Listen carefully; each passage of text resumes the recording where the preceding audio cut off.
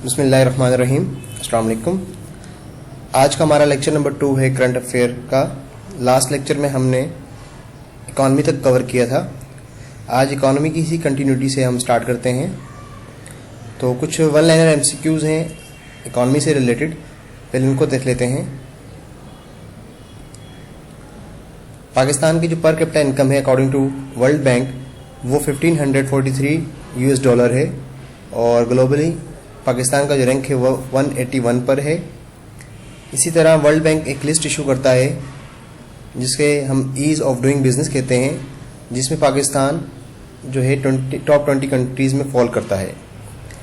Prime minister Imran Khan ने एक network establish किया था जिसके थ्रू पूरे कंट्री के अंदर लोगों को फ्री खाना दिया जाएगा। उसे मील्स ऑन व्हील्स प्रोग्राम का नाम है। इसके साथ साथ एहसास प्रोग्राम जो है उसके सब प्रोग्राम 45 हैं जिसका ये पार्ट है मील्स ऑन व्हील। इसके साथ साथ सिलाई मशीन जो प्रोग्राम था वो भी इसमें शामिल है। सेहत कार्ड शामिल इसमें नहीं है। लास्ट गवर्नमेंट जिस तरह देखा जाए तो बेनज़ीर इनकम सपोर्ट प्रोग्राम था, उसमें कैश दिया जा रहा था, लेकिन एहसास प्रोग्राम्स के अंदर डिफरेंट तरीक़ों से सोशल प्रोटेक्शन प्रोग्राम्स को इनिशिएट किया गया है। उसके बाद पाकिस्तान IMF के पास गया था 2019 के अंदर। PTI गवर्नमेंट थी और IMF से पूछा था, IMF ने कमिट किया था $600 बिलियन देने का पाकिस्तान को लोन, जिसकी फर्स्ट जो है इंस्टॉलमेंट वो 25 मार्च 2021 को जो है इशू हुई थी, डिसबर्स हुई थी, जो कि $500 मिलियन है। यहाँ पर $500 लिखा हुआ है लेकिन इसको करेक्ट कर लीजिएगा आप, $500 मिलियन है। इसी की कंटिन्यूटी में, GDP की कंटिन्यूटी में एक चीज़ आपको और शेयर करनी थी कि जो पाकिस्तान की परचेज पावर पैरिटी है वो $5,964 है अकॉर्डिंग टू वर्ल्ड बैंक, और पाकिस्तान इसमें फॉल करता है 174 नंबर पर। ये कुछ इश्यूज थे जो इकोनॉमिक से रिलेटेड थे। अब हम आगे बढ़ते हैं जिसमें पाकिस्तान की जो रैंकिंग है अमंग कंट्रीज़ वो आपसे शेयर करता हूँ। पाकिस्तान इन नंबर्स, तो पाकिस्तान का जो लार्जेस्ट फुटबॉल मेकर है पाकिस्तान, जो कि हाथ से सिलाई होता है सियालकोट में, और ये फुटबॉल जो है फीफा वर्ल्ड कप 2014 और 18 में भी जा चुके हैं। इसी तरह जो सिविलाइजेशन एंशन, उसमें 3 सिविलाइजेशन है पाकिस्तान की। एक मेहरगढ़ है, एक Indus valley, second Indus valley और थर्ड गंदारा। इसी तरह पाकिस्तान का जो और साथ साथ वर्ल्ड का जो लार्जेस्ट सी पोर्ट है वो ग्वादर सी पोर्ट है, जो कि डीप है, और पाकिस्तान के अंदर लार्जेस्ट कनाल बेस्ड इरिगेशन सिस्टम है। And Pakistan second largest pink salt भी पाकिस्तान के पास है। और वर्ल्ड की जो सबसे हाईएस्ट रोड है वो कराकरम हाईवे है। पाकिस्तान जो है 4th नंबर पर है, जो कि लार्जेस्ट मिल्क प्रोड्यूसिंग कंट्री है।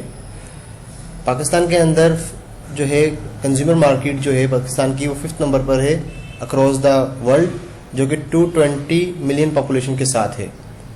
और पाकिस्तान 5th लार्जेस्ट जो है deposit of gold and copper भी है। अब बात कर लेते हैं डिफरेंट रैंकिंग्स की, जिसमें करप्शन इंडेक्स भी है, ह्यूमन डेवलपमेंट इंडेक्स भी है।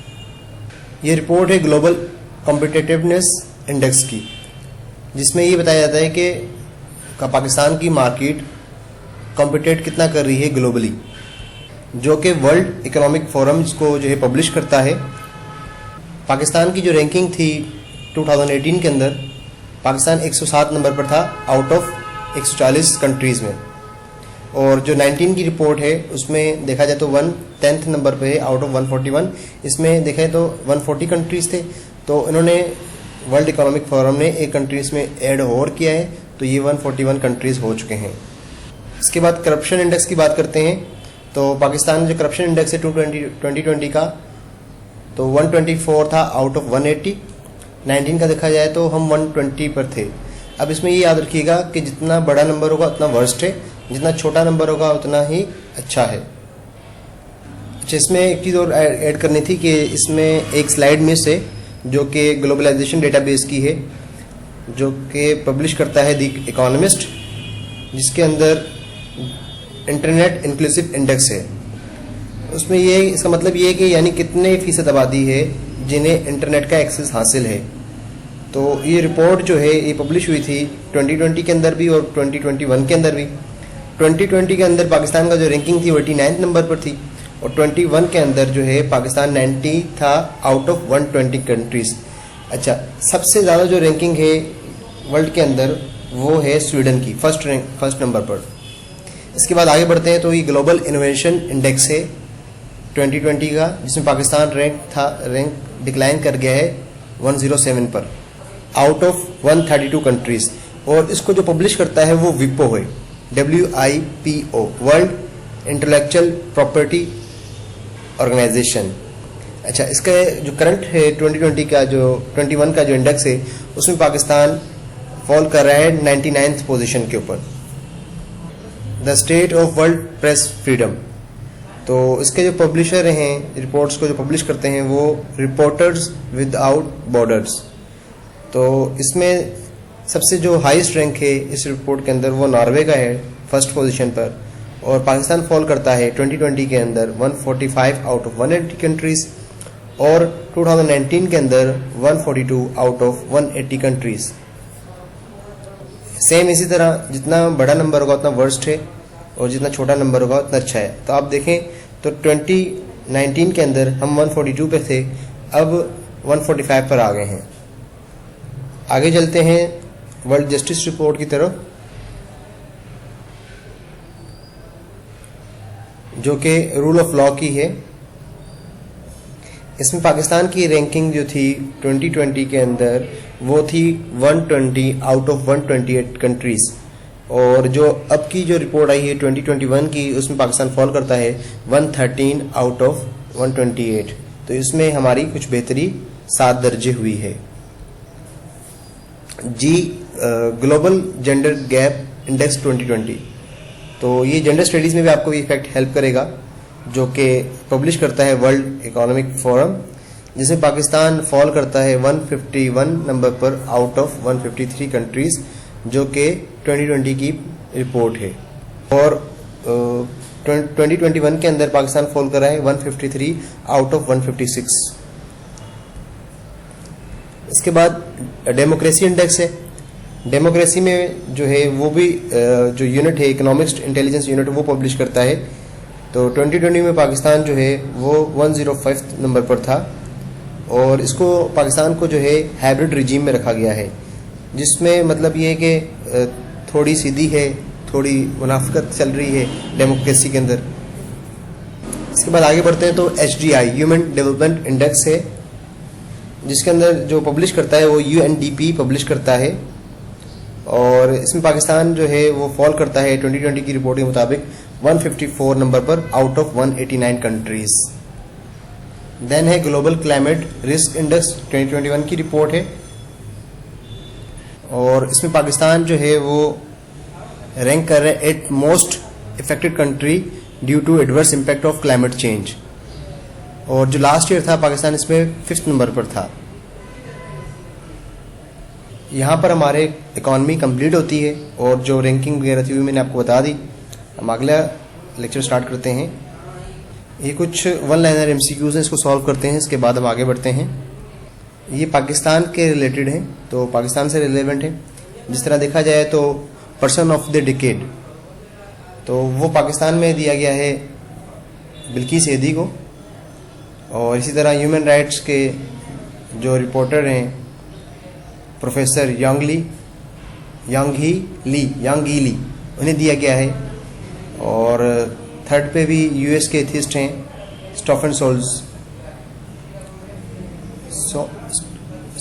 स्टीफन स्कोल्ड्स, इनको दिया गया है। और इसके बाद जर्मन कंपनी एक वे, उन्होंने एक लिस्ट इशू की थी जिसमें कहा गया है कि कराची जो है वो 10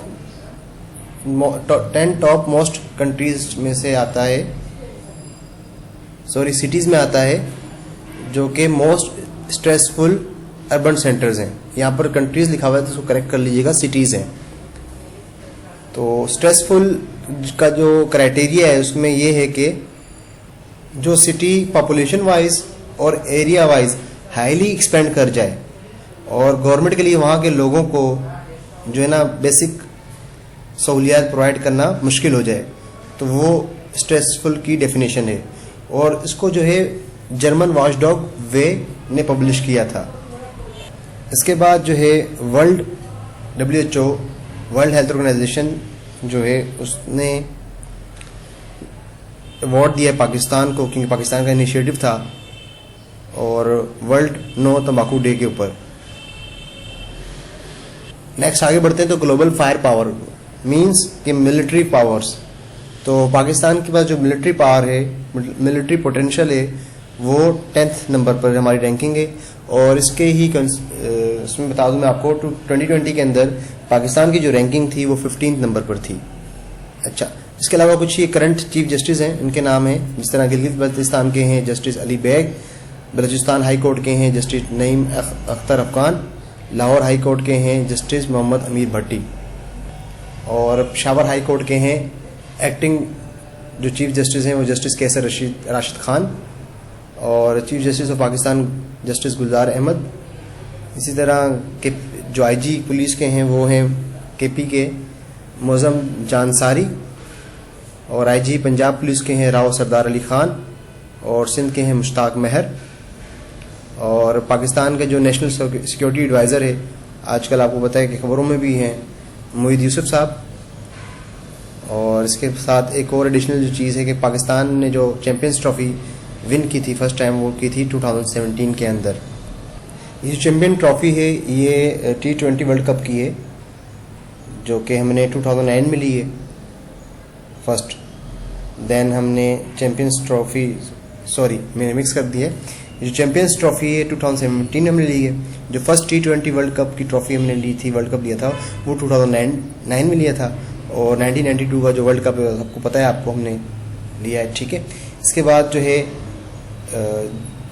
2025 के अंदर जो है चैम्पियंस ट्रॉफी का इनकाद किया जाएगा। आगे बढ़ते हैं। अच्छा, सिंधी जो कल्चर डे है वो 6 दिसंबर को जो है सेलिब्रेट होता है, अजरक डे जिसे हमें कहते हैं, जिसे हम अजरक डे कहते हैं। इसके बाद पाकिस्तान इंटरनेट इंक्लूसिव इंडेक्स 2020 जो कि 76 पर है, इसका मैंने आपको डिटेल पहले बता दी थी मेरे ख्याल से। अच्छा, तो सिंधी कल्चर में एक और चीज़ ऐड करना थी कि इसमें जो डेट है वो चेंज होती रहती है। मींस कि जो भी फर्स्ट वीक होगा दिसंबर का, ठीक है, उसका जो फर्स्ट संडे होगा उस दिन सिंधी कल्चर डे को सेलिब्रेट किया जाएगा। इसके बाद BBC ने 100 मोस्ट इन्फ्लुएंशियल पर्सनालिटीज़ की लिस्ट पब्लिश की थी, जिसमें मायरा खान जो कि एक्ट्रेस है उनको दिया गया है, शामिल किया गया है, पता नहीं क्यों किया गया है। और जो सेकंड है डॉक्टर सानिया निश्तर। इसके बाद 29 अप्रैल 2021 को एक रिपोर्ट मिली जिसमें बताया गया कि जो 2020 की रिपोर्ट है उसके अंदर पाकिस्तान का जो शहर कराची है वो 115 नंबर पर है क्राइम इंडेक्स के अंदर। इनके पूरे दुनिया के जो क्रिमिनल सिटीज़ हैं उसमें पाकिस्तान का जो शहर कराची वो फॉल करता है 115 नंबर पर आउट ऑफ 300 सिटीज़। इसके बाद मोस्ट इम्पोर्टेंट चीज़ ये है कि इस साल जो है 16 अप्रैल को, यानी कि प्रीवियस ईयर 2021 के अंदर, तो काफ़ी जो है ना मिनिस्ट्रीज चेंज हुई हैं, शफल हुई हैं। जिस तरह इंडस्ट्रीज़ का जो था, इंडस्ट्री जो थे अभी इनको बताया गया है खुसरो बख्तियार साहब को, और शिबली फराज को हटाकर फवाद चौधरी को साइंस एंड टेक्नोलॉजी में बिठाया गया है। और इसी तरह जो पाकिस्तान की जो फर्स्ट फीमेल होस्ट थी उनकी भी डेथ हुई है 25 मार्च 2021 के अंदर, जिनका नाम कंवल नसीर है। और 16 अप्रैल को एक और जो है मिनिस्ट्री चेंज हुई थी, हमाद अजहर जो है वो भी रिप्लेस हो गए हैं, और उमर अयूब जो हैं अभी एनर्जी के जो हैं मिनिस्टर हैं। अच्छा, इस स्लाइड में एक चीज़ मिस है, वो मैं आपसे शेयर कर देता हूँ कि जो PAECA न्यूक्लियर एनर्जी सेटअप वो इंस्टॉल हुआ है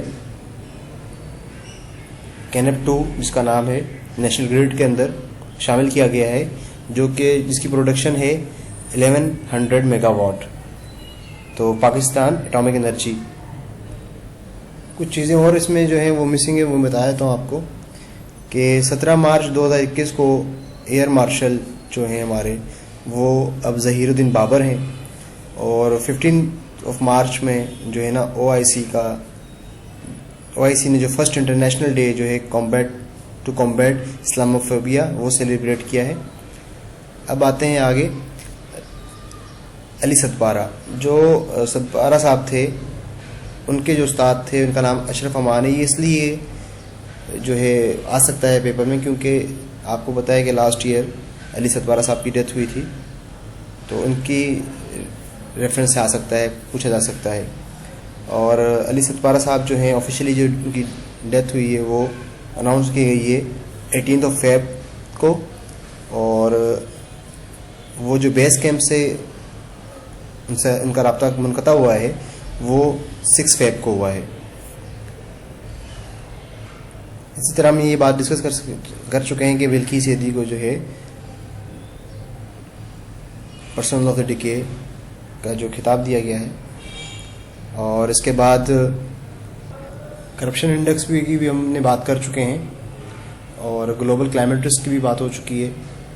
इसके बाद आते हैं कराची अफेयर स्कैंडल रिव्यू पर। अभी कराची से रिलेटेड नहीं है, पाकिस्तान के से कोई लेना देना नहीं है, बट ये एक मिलिट्री जो है ना स्कैंडल है जो कि फ्रांस के अंदर हुआ है, और इसके अंदर करप्शन के इल्ज़ाम लगे हैं 19 जनवरी 2021 को।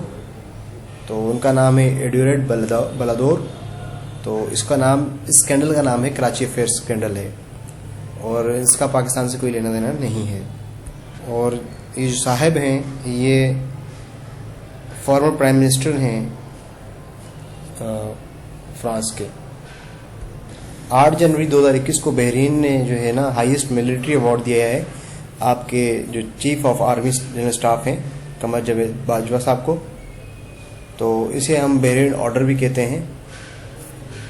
उसके बाद गवर्नमेंट ने 2 जनवरी को CNIC वेरिफिकेशन की रिट की थी नादरा की जानिब से, जिसमें बाद में ये डेवलपमेंट हुई कि तकरीबन 2 लाख CNIC जो हैं वो ब्लॉक कर दिए गए हैं, जो कि अफगान नेशनल्स ने होल्ड किए हुए थे। इसमें क्वेश्चन ये है कि उन्होंने होल्ड कैसे किए। अगर हम पहले से उन्हें थोड़ा सा रोक के रखते तो वो इतने सारे CNIC ना बन पाते, या गवर्नमेंट का कुछ चेक एंड बैलेंस होता जब बन रहे थे। अच्छा, इसके बाद जो है चेयरमैन रोयत लाल कमेटी जो हैं वो भी चेंज हो चुके हैं। अभी जो हैं मौलाना कबीर आज़ाद साहब हैं, ठीक है। इसके बाद साथ साथ FPSC के जो चेयरमैन हैं वो जाहिद सईद हैं, जो कि 2020 में आए थे 22 दिसंबर को। पाकिस्तान का एक ऐसा ज़ू है जिसको ऑफिशियली क्लोज कर दिया गया है, जो कि इस्लामाबाद में है, इस्लामाबाद ज़ू। अब इसमें एक फैक्ट सही कर लीजिएगा, लास्ट वाला। इसमें 9 दिसंबर 2020 में जो है 62 जो गॉदर डे वो सेलिब्रेट किया गया है। तो इसमें अभी 63 हो जाएगा और 9 दिसंबर 2021 रहेगा।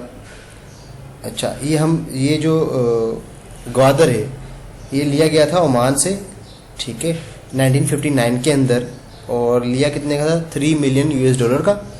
और पहले इसको जो है परचेज़ किया था खान ऑफ कलात ने, उसके बाद पाकिस्तान को सेल आउट किया गया था खान ऑफ कलात की जानिब से। तो ये कंप्लीट हुए 1 लाइनर। हम आगे बढ़ते हैं। अब जो हमारा टॉपिक है वो है रिलेशन का। तो सबसे पहले हमारे पास है US रिलेटेड इश्यूज़।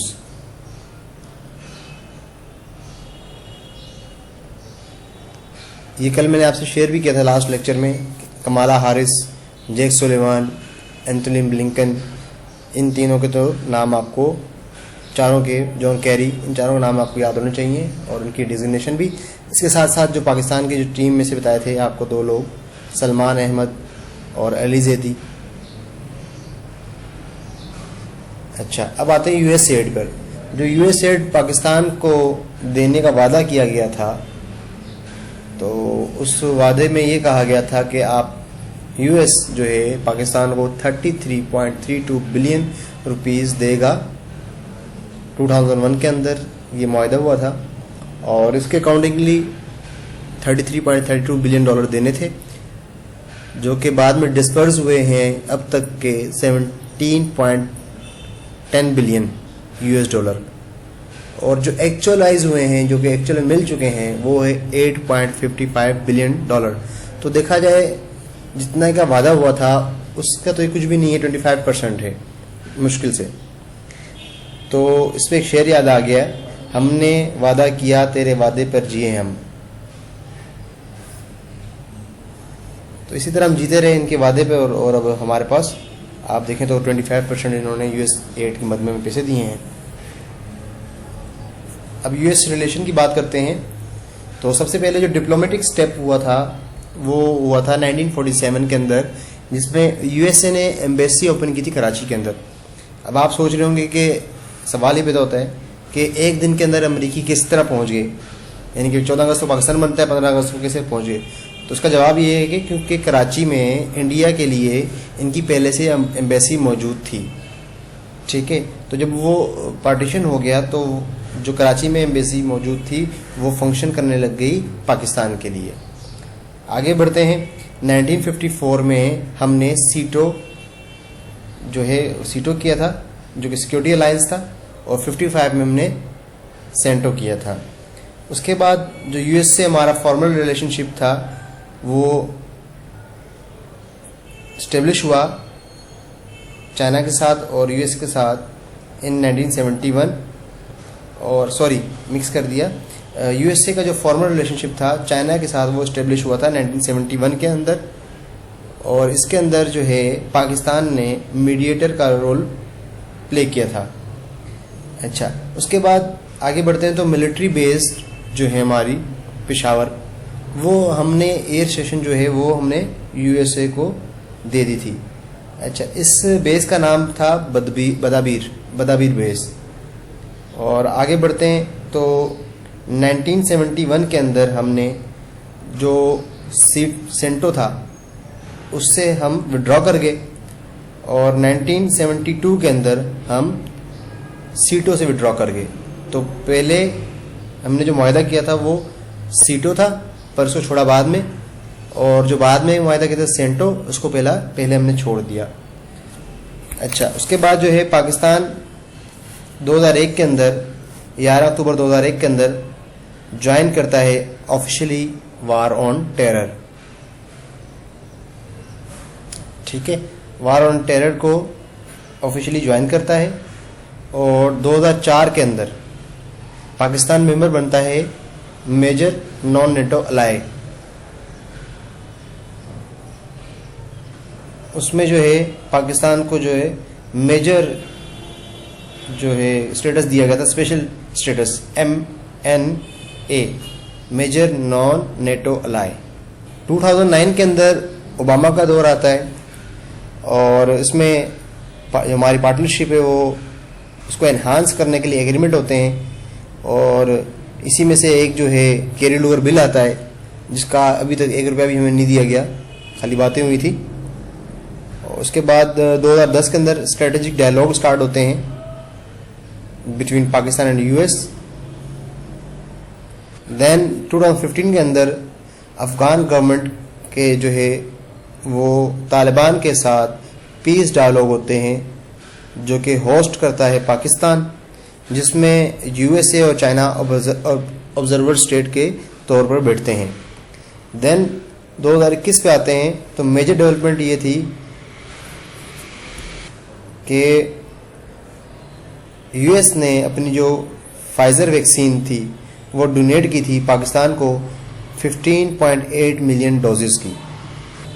पाकिस्तान की 2020 के अंदर जो एक्सपोर्ट थी वो थी 4.14 बिलियन यूएस डॉलर की यूएस को, और जो इंपोर्ट थी 2020 के अंदर वो 2.58 बिलियन थी। और यूएस एजुकेशन जो फाउंडेशन एक्सचेंज प्रोग्राम था उसके थ्रू पाकिस्तान के 6000 प्लस स्टूडेंट्स ने स्कॉलरशिप ली थी सिंस 2005 से। और 1 मिलियन के करीब जो पाकिस्तानी हैं वो यूएस में रहते हैं, जिनके रेमिटेंस पाकिस्तान को मिलते हैं वो हैं 2.47 बिलियन यूएस डॉलर, जो कि पाकिस्तान में अपने पैसे बेचते हैं। इसके बाद हम आगे चलते हैं तो यूएसए के जो वन लाइनर कुछ एमसीक्यूज़ हैं उसको देख लेते हैं। यूएसए ने जो चाइल्ड सोल्जर प्रिवेंशन के ऊपर जो लिस्ट इशू की थी उसमें पाकिस्तान और तुर्की को शामिल किया है। ये जो लिस्ट है 2021 में पब्लिश हुई है। इसमें ये कहा गया है कि पाकिस्तान और तुर्की जो है अंडर एज मिलिटेंट भर्ती कर रहा है। इसके बाद इंटरेस्टिंग फैक्ट ये है कि जो प्रेसिडेंट बाइडेन है उन्होंने मैसेकर जो हुआ था, जो कि 1890s में हुआ था आर्मेनिया के अंदर, तो बाइडेन ने उसका कत्लेआम का जो जिम्मेदार है वो ऑटोमन एम्पायर को ठहराया और तुर्की से कहा कि वो उन लोगों से जो आर्मेनिया के लोग हैं, विक्टिम हैं, उनसे माफ़ी मांगे। आगे बढ़ते हैं तो 19 अप्रैल 2021 के अंदर जो बाइडेन ने कमिटमेंट की थी कि वो इलेक्शन से पहले कि वो पेरिस एग्रीमेंट है उसको ज्वाइन करेगा। तो इस मद में इन्होंने 40 कंट्रीज़ के लीडरशिप को जो है कॉल किया, बुलाया, और इसी के रेफरेंस से जो है जॉन कैरी इम्पोर्टेंट हैं और जो कि एडवाइज़र भी हैं एनवायरनमेंट के। आगे बढ़ते हैं तो 19 मार्च के अंदर जो है अलास्का समिट हुआ था, जो कि जो बाइडेन यानी कि यूएस और चाइना के दरमियान हुआ था, और इसके जो हैं फॉरेन मिनिस्टर लेवल के लोग की मुलाकात हुई थी और इसमें कोई सलूशन भी नहीं निकला। और ये फर्स्ट जो है ना जो बाइडेन की एडमिनिस्ट्रेशन की किसी भी कंट्री के साथ। अच्छा, इसके बाद मोस्ट इम्पॉर्टेंट चीज़ ये है कि जो बाइडेन की एडमिनिस्ट्रेशन के आने के बाद, यानी कि जो बाइडेन जब आया तो उसने सबसे पहले जो मिलिट्री सैंक्शन लगाई हैं वो लगाई हैं सीरिया के ऊपर। मतलब ये है कि यानी Iran based militant in Syria, उनके ऊपर लगाई हैं। जो फाउंडर ऑफ ब्लैक वाटर हैं एरिक प्रिंस, उन्होंने वायलेट किया यूएन एम्बार्गो को और प्रोवाइड किए आर्म्स लीबिया को as a private contractor, private capacity के अंदर, और अभी ये छुपा हुआ है यूके के अंदर। तो अमेरिका पूछ रहा है कि इसको आप वापस करें, तो अमेरिका ने कोर्ट में, यूके के कोर्ट में केस दायर कर दिया। इसमें इंटरेस्टिंग चीज़ ये भी है कि ये जो बंदा है एरिक प्रिंस, ये डोनाल्ड ट्रंप का बिजनेस पार्टनर भी है। इसी तरह ऑफिशियली जो है जो बाइडेन ने एडमिनिस्ट्रेशन ने पेरिस एग्रीमेंट को ज्वाइन कर लिया था अपने फर्स्ट डे के अंदर ही, 9 फेब 2021 के अंदर। आगे बढ़ते हैं तो ये कुछ इंडिया से रिलेटेड इश्यूज हैं। अच्छा, इसमें confidence building measure between Pakistan and India. इसमें फर्स्ट जो है मीटिंग हुई थी कश्मीर के लेवल की, वो हुई थी 1949 के अंदर कराची के अंदर, जिसमें एग्रीमेंट हुआ था कि आज़ाद जम्मू कश्मीर और आज़ाद कश्मीर के जो एरियाज़ हैं बॉर्डर, वहाँ सीज़ फायर डिक्लेयर कर दिया गया था, यानी कि CFL। और उसके बाद 1971 के अंदर दोबारा से इसको रीडिजिग्नेटेड करके LOC का नाम दिया गया था, जो कि शिमला एग्रीमेंट का हिस्सा है। फिर इसके बाद जो है 1960 के अंदर एक और एग्रीमेंट होता है, उसमें कश्मीर को छोड़ के जो वेस्टर्न पाकिस्तान का, उसके जो वेस्टर्न पाकिस्तान था उसके जो भी बॉर्डर के इश्यूज थे उसको सॉल्व करने के लिए ग्राउंड रूल्स का नाम दिया गया था। तो इस एग्रीमेंट को 1960 ग्राउंड रूल एग्रीमेंट भी कहते हैं। नेक्स्ट 1966 के अंदर ट्रिब्यूनल अवार्ड था, जो कि कच्छ का इलाका है वहाँ पर हुआ था 1966 के अंदर। और इसी साल ताशकंद डिक्लेरेशन भी हुई थी फॉर्मर यूएसएसआर के अंदर। आगे बढ़ते हैं तो 1972 के अंदर शिमला एग्रीमेंट हुआ था, शिमला अकॉर्ड, जिसके अंदर रशिया एज अ मीडिएटर था। उसके बाद आगे बढ़ते हैं तो 1982 के अंदर एपेक्स फॉर्म हुआ था, जो कि मिनिस्ट्रियल लेवल पर था, और पाकिस्तान के और इंडिया के ज्वाइंट कमीशन बना था मिनिस्ट्री लेवल के ऊपर। उसके बाद 1988 के अंदर जो है एक एग्रीमेंट हुआ था दोनों कंट्रीज़ के आपस में कि दोनों कंट्रीज़ जो हैं वो अटैक नहीं करेंगे न्यूक्लियर फैसिलिटीज़ के ऊपर। तो पाकिस्तान ने इसको जो है साइन कर दिया था 1988 के अंदर ही, पर इसको इंडिया ने 3 साल बाद साइन किया था 1991 के अंदर।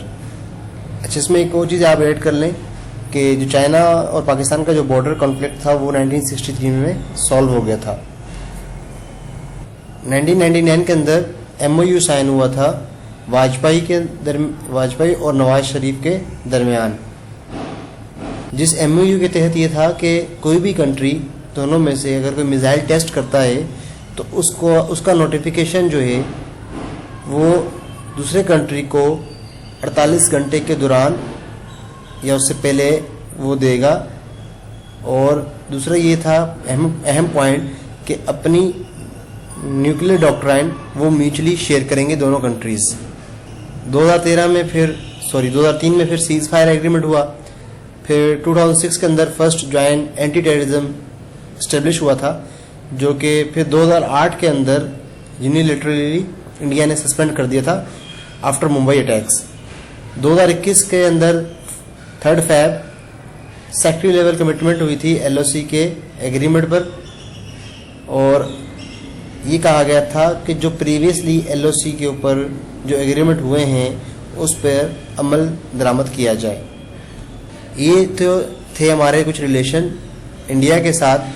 अब जो इंडियन प्रोपेगेंडा है पाकिस्तान के खिलाफ, उसकी जानिब बढ़ते हैं।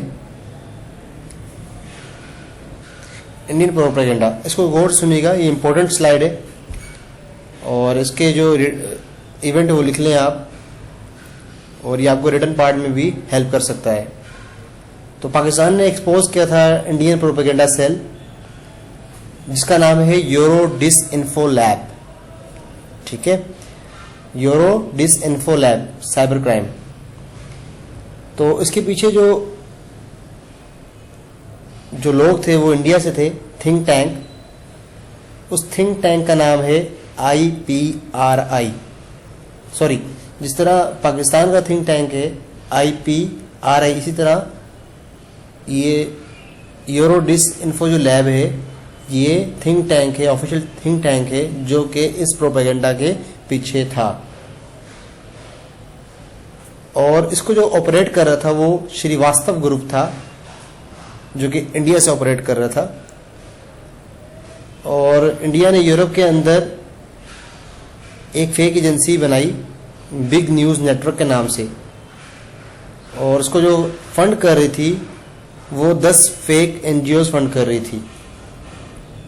और इस न्यूज़ एजेंसीज में जो कंसोर्शियम थे मीडिया आउटलेट, वो तकरीबन 750 मीडिया आउटलेट थे जो कि फेक थे, एग्जिस्ट ही नहीं करते थे।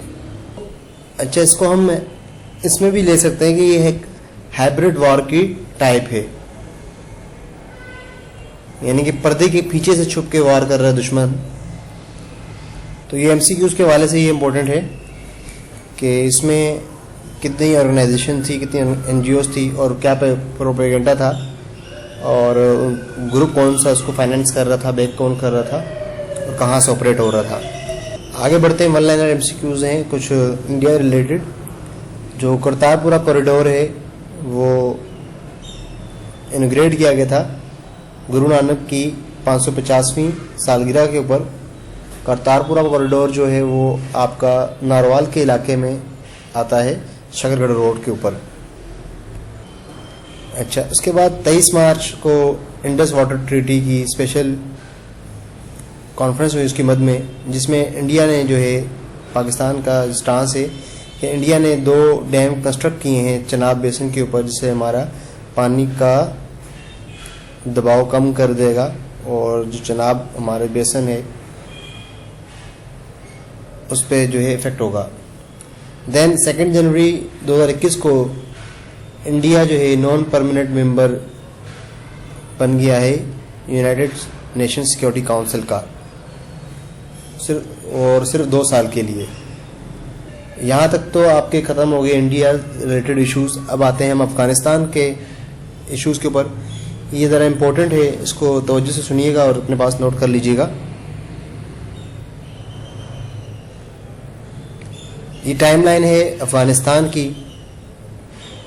7 अक्टूबर 2001 को फॉर्मली इनिशिएट होता है वार ऑन टेरर का ऑपरेशन लॉन्च होता है, जिसका नाम है इंड्यूरिंग फ्रीडम। और यूएसए अटैक कर देता है अफगानिस्तान के ऊपर और अफगानिस्तान के अंदर तालिबान रिजीम लॉस कर देता है ज़ोब प्रोविंस को। उसके बाद आगे बढ़ते हैं तो 2004 के अंदर बुश आते हैं और बुश फॉर्मली अनाउंस कर देते हैं कि हम वॉर ऑन टेरर जीत चुके हैं, लेकिन बॉयज़ ने कहा अभी तो पार्टी शुरू हुई है। और ever in the history US के जो ट्रुप हैं वो 33,000 प्लस नेटो अलाई की जो फोर्सेस हैं वो अफगानिस्तान में थी उस टाइम। फिर जब ओबामा आया तो उसने 17,000 मोर जो है ट्रुप्स वो भेजे। तो वो यूएस की हिस्ट्री के अंदर है कि इतनी बड़ी तादाद में फ़ौज किसी एक मुल्क में गई हो। तो टोटल ओबामा टेन्योर तक 33,000 प्लस 17,000 जो है फ़ौज ट्रुप्स जो हैं वो अफगानिस्तान में से टोटल 50,000 ट्रुप्स। अच्छा, 2016 के अंदर अगस्त 2016 के अंदर फर्स्ट टाइम अनाउंस किया गया यूएस की जानिब से कि हम विड्रॉल करेंगे और इनिशियली यूएसए ने 5,500 जो हैं अपने ट्रुप वो विड्रॉ किए in the regime of Donald Trump.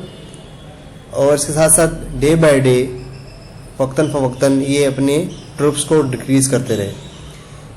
फिर 14 फ़रवरी 2019 के अंदर यूएस और तालिबान के दरमियान लाल फूलों का तबादला होता है, मींस के फॉर्मली पीस टॉक स्टार्ट करते हैं 14 फ़रवरी 2019। तो वैलेंटाइंस डे अभी मेरे ख्याल से 14 तारीख को होता है। और दोहा एग्रीमेंट जो है वो डोनाल्ड ट्रंप साइन करते हैं 25 फ़रवरी को। According to this agreement USA withdraw करेगा 31 मई 2021 तक। तो अब जो 5,500 ट्रुप्स ओबामा के आखिरी दौर तक रह गए थे वो 31 जनवरी 2020 को हाफ निकाल लिए गए। 31 जनवरी 2021 को 2500 ट्रुप निकाल लिए गए। अब पीछे रह गए आपके 2,000 ट्रुप जो कि विड्रॉ करने थे। उसके बाद उसके बाद यूएस में प्रेसिडेंट इलेक्शन होते हैं और जो बाइडेन जो हैं वो पावर में आते हैं। तो पावर में आते ही जो बाइडेन कहते हैं कि हम 31 मई को विड्रॉ नहीं करेंगे, हम विड्रॉ करेंगे 9/11 को, जो कि बरसी होगी 20वीं बरसी। लेकिन फिर बॉयज़ का तो प्लान कुछ और था।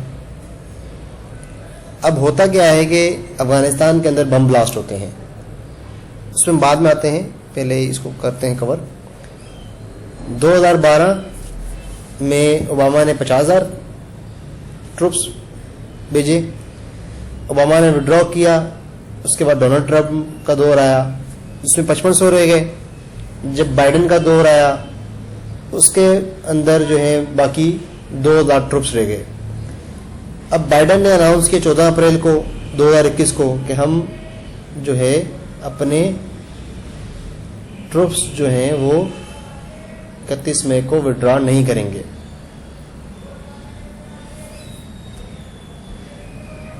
अब मजे की बात यह है कि जो बगराम एयरबेस थी, एयरफील्ड थी, वो 100% खाली हो गई थी 5 जुलाई को ही। और जो आपका फॉल ऑफ काबुल होता है वो होता है 15 अगस्त 2021 को, जिसके अंदर अशरफ गनी जो है वो सरेंडर करता है बॉयज़ को, तालिबान को। और उसके बाद जो है इंटीरियम गवर्नमेंट बनती है, वो शिफ्ट होती है मुल्ला ब्रदर को। आई होप आपको समझ आ रहा होगा। अगर किसी का कोई क्वेश्चन हुआ इस पूरे सिनेरियो में तो वो कमेंट कर ले, या तो फिर इसको पॉज करके दोबारा सुन लें। आगे बढ़ते हैं। 26 अगस्त को होता ही है कि जो बम ब्लास्ट की मैंने बात की आपसे, तो 2 सुसाइड बम ब्लास्ट होते हैं, बम अटैक होते हैं, जिसमें 167 अफगानी किल हो जाते हैं और 13 यूएस ट्रुप्स उसमें अपनी जान से हाथ धो बैठते हैं। और जिसकी रिस्पॉन्सिबिलिटी उठाता है ISIS। उसके बाद 26/8 के यानी कि 26 अगस्त के अटैक यूएस से घबरा जाता है, क्योंकि जो 2000 उनके मिलिट्री रह गई थी अफगानिस्तान के अंदर, उनको इवैक्यूएट करना था। तो उनको इवैक्यूएट करने के लिए यूएसए 6000 एडिशनल ट्रूप भेजता है अफगानिस्तान के अंदर थ्रू एयर ऑपरेशन। इसका नाम एयर ऑपरेशन कहा गया इसके। और इसके थ्रू क्या करता है कि 2500 अपने ट्रुप्स को एविकेट करता है डिफरेंट कंट्रीज की हेल्प लेते हुए। और 4 दिन बाद, बम ब्लास्ट के 4 दिन बाद 23 अगस्त 2021 को 100% ट्रुप्स ने विड्रॉ कर दिया अफगानिस्तान से और तालिबान ने कंट्रोल ले लिया पंजशीर वैली का। पंजशीर वैली ने सरेंडर कर दिया। 6 सितंबर 2021 को यानी कि आफ्टर 6 डेज बॉयज़ ने गवर्नमेंट को ऑफिशियली संभाल लिया, जिसमें लीड किया अहमद मसूद ने, जो कि नेशनल रेजिस्टेंस फ्रंट के फाउंडर हैं और ये सन है अहमद शाह मसूद के। इन्होंने जो है ना ओथ लिया 11 सितंबर 2021 को। इसमें एक इंटरेस्टिंग चीज़ आपको मैं बताऊं तो बॉयज़ ने जो डेट्स ली हैं वो बड़ी मज़े के लिए हैं, वेरी केयरफुली। जिस तरह फॉल ऑफ काबुल 15 अगस्त, फॉल ऑफ पंजीर 6 सितंबर, समझ तो गए होंगे आप। अब आते हैं बॉयज़ की इंटीरियम गवर्नमेंट की तरफ। इसमें से किसी मशहूर 1 या 2 लौंडे का नाम आपके MCQs के पेपर में आ सकता है, तो इसको बी केयरफुली देखिएगा। जो मेजर नेम है वो मैं आपको बता देता हूँ, तो याद कर लीजिएगा। Interim government led by Haibatullah Akhund. अब सब सोच रहे होंगे कि जो मशहूर था वो तो अब्दुल्ला गनी ब्रादर था, ठीक है। जो असल बॉय था जो सामने नहीं आया वो था अब्दुल्ला हैबतुल्लाह अखवंदज़ादा, जो कि पसे पर्दा था, सुप्रीम लीडर था। अच्छा, इसके बाद इसके जो गवर्नमेंट है उसके अंदर हैं एक्टिंग प्राइम मिनिस्टर, जो कि हैं मोहम्मद हसन अखवंद। अब उनके अंडर हैं 2 एक्टिंग डिप्टी प्राइम मिनिस्टर, जिसमें से एक उज़्बेक हैं। क्वेश्चन पूछा जा सकता है कि एक्टिंग डिप्टी प्राइम मिनिस्टर में उज़्बेक प्राइम मिनिस्टर कौन है, तो वो हैं अब्दुल सलाम हनाफी। और जो दूसरे हैं वो हैं अब्दुल गनी ब्रादर। अच्छा, जो अब्दुल गनी ब्रादर हैं वो दोहा पीस टॉक अफगानिस्तान की तरफ से अफगानिस्तान के डेलीगेशन के लीडर थे। अब्दुल्ला गनी ब्रदर। अब आगे बढ़ते हैं काबीना की तरफ इनकी। तो जो इनके डिफेंस मिनिस्टर हैं, एक्टिंग डिफेंस मिनिस्टर हैं, वो हैं मोहम्मद याकूब मुजाहिद, जो कि पश्तून हैं, और फॉल ऑफ काबुल को जो अटैक था उसको लीड भी याकूब मुजाहिद कर रहे थे। और इसी लौंडे के सामने अशरफ गनी ने कहा था कि मुझे जाने दो। आगे बढ़ते हैं इंटीरियर मिनिस्टर की जानिब। जो इंटीरियर मिनिस्टर हैं अफगानिस्तान के, वो हैं सिराजुद्दीन हक्कानी। और एक्टिंग फॉरेन मिनिस्टर जो हैं वो हैं आमिर खान मुत्तकी। आमिर खान मुत्तकी ये जो स्पेशल OIC समिट हुआ था पाकिस्तान के अंदर आफ्टर 40 इयर्स, इस लेवल का कोई सेशन हुआ था जिसको पाकिस्तान ने होस्ट किया था 19 दिसंबर 2021 के अंदर। तो पाकिस्तान में इस समिट के अंदर आमिर खान मुत्तकी अफगानिस्तान को रिप्रेजेंट कर रहे थे। अब इनके एक्टिंग फाइनेंस मिनिस्टर की जानिब आते हैं, जो कि हैं हदायतुल्लाह बदरी, और जिन्होंने तालिबान की रिजीम का फर्स्ट बजट अप्रूव किया है for the first quarter of 2022, जिसके तहत जो फर्स्ट क्वार्टर स्टार्ट हुआ है वो 1 जनवरी से स्टार्ट होगा और 31 मार्च पर एंड होगा। और मज़े की बात यह है कि इनका जो बजट है वो शामिल है 524 मिलियन US$ के ऊपर, और किसी किस्म की भी इन्होंने बैरून मुल्क की एड नहीं ली। नेक्स्ट आगे बढ़ते हैं। तो 20 सितंबर 2021 के अंदर जो तालिबान रिजीम ने कॉन्स्टिट्यूशन ऑप्ट किया है वो 1964 का अफगानिस्तान का कॉन्स्टिट्यूशन है, जो कि दिया गया था जाहिर शाह की तरफ से, उसको री इंस्टॉल कर दिया गया है। तो जिन लोगों के मैंने आपको नाम बताए हैं वो मोस्ट इम्पोर्टेंट है, जिसमें आमिर खान मुत्तकी, मोहम्मद याकूब मुजाहिद, अब्दुल गनी ब्रदर, अब्दुल सलाम हनाफी, मोहम्मद हसन अखवंद, हैबतुल्लाह अखवंदज़ादा, ठीक है। जो ज़बीउल्लाह मुजाहिद हैं वो इंफॉर्मेशन के मिनिस्टर्स हैं। और जो सुहेल शाहीन है, अब ये याद रखना दो चीज़ें, हमने एक्टिंग फॉरेन मिनिस्टर पढ़ा है, जो कि एक्टिंग फॉरेन मिनिस्टर पढ़ा है जो कि अफगान गवर्नमेंट का है। जो सुहेल शाहीन हैं वो तालिबान के स्पोक्स पर्सन हैं।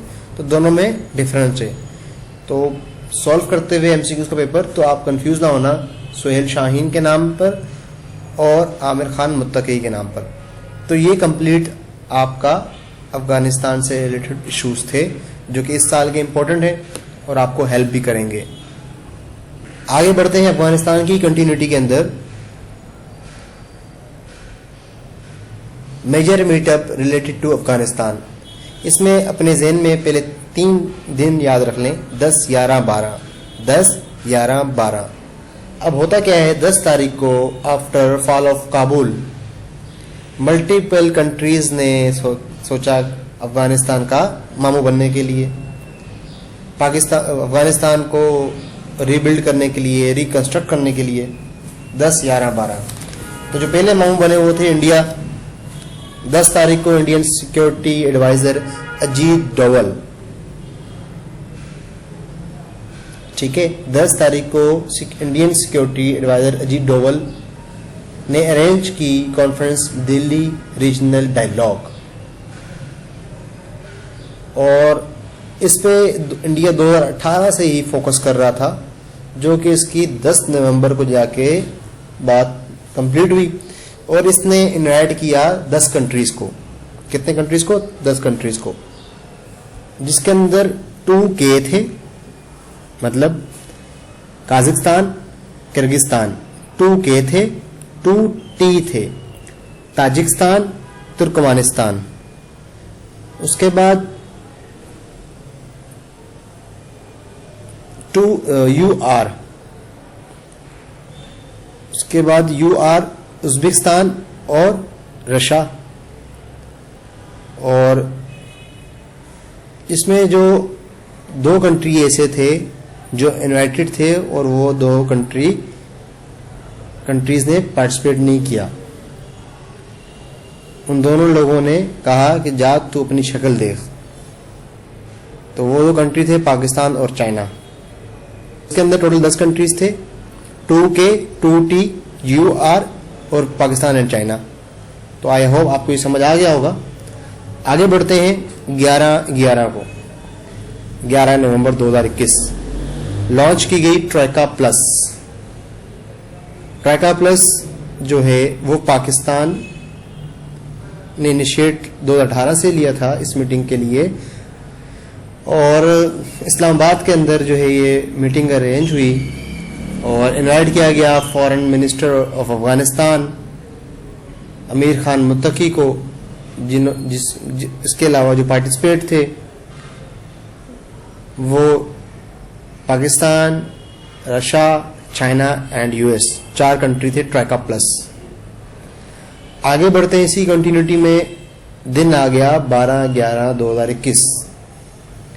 अब मजे की बात यह हुआ कि 12 तारीख को 10/11/12, तो 12 तारीख को USA ने पूछा दोहा टॉक का, मतलब USA ने पूछा दोहा से कि जो हमने बातचीत की थी तालिबान रजीम के साथ आपके मुल्क के अंदर, दोहा के अंदर, तो अब आप हमारे बिहाफ पर ऑफिशियली, US के बिहाफ पर ऑफिशियली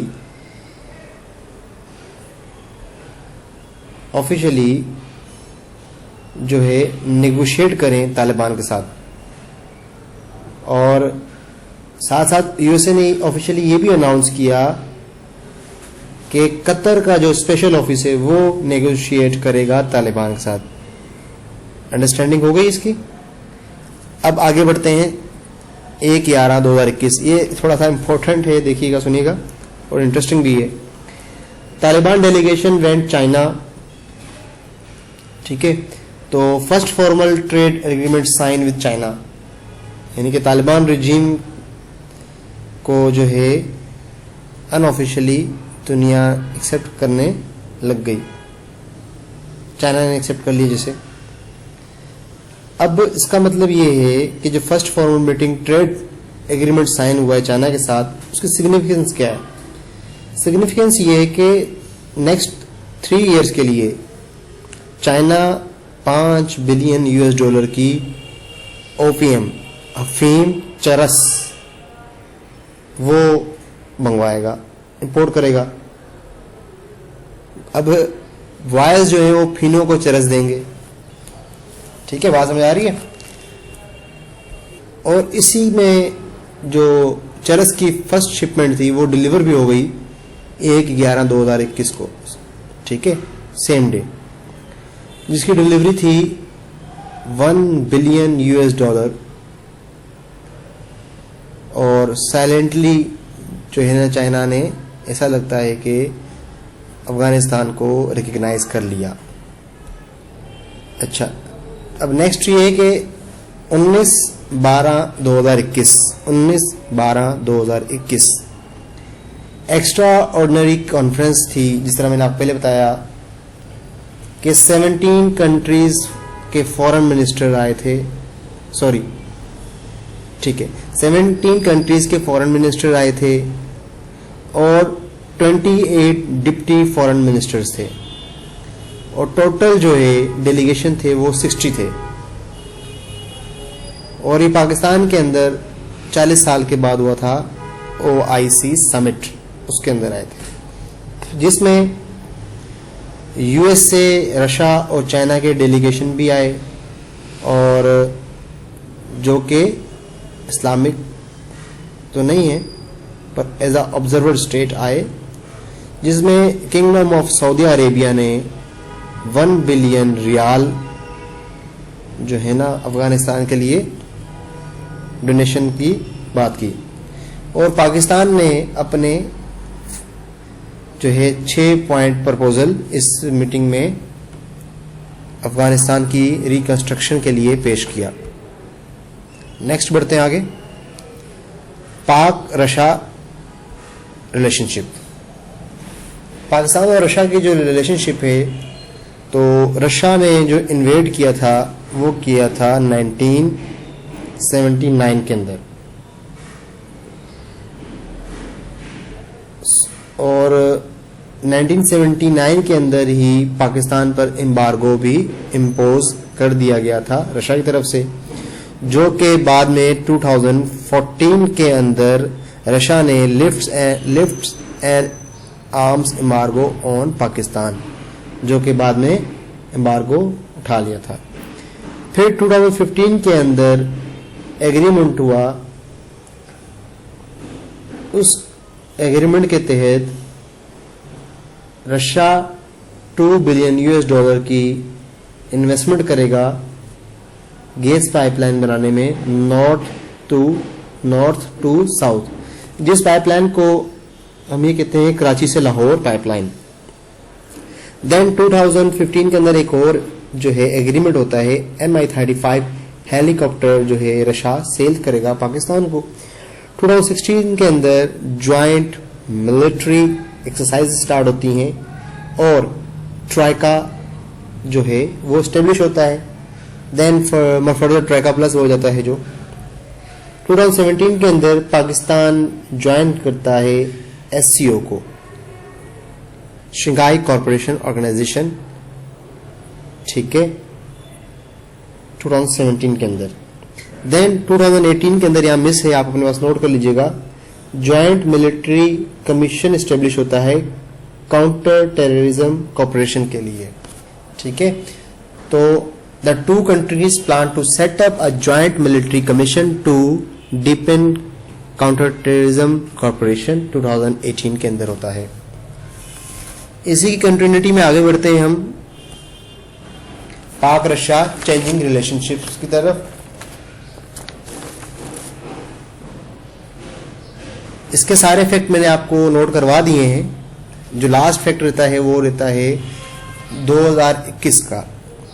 15 और 16 अप्रैल 2021 को Russian foreign minister Sergey Lavrov visited Pakistan. अजीब सा नाम है, सर्च कर लीजिएगा, प्रोनाउंस नहीं हो पा रहा मुझसे, सर्जी लेवरोव। तो पाकिस्तान का विजिट करता है। इसके साथ साथ एक चीज़ जो मैंने मिस कर दी थी 1974 की, वो पाकिस्तान स्टील मिल जो कराची के अंदर है वो इस्टेब्लिश की जाती है in the investment of Russia in 1974। तो ये पाकिस्तान और रशिया के रिलेशन थे। आगे बढ़ते हैं, ये हमारा टॉपिक कंप्लीट होता है रिलेशनशिप का। अगला टॉपिक हमारा है ऑर्गेनाइजेशंस का। तो उससे पहले हम देख लेते हैं UNGA को,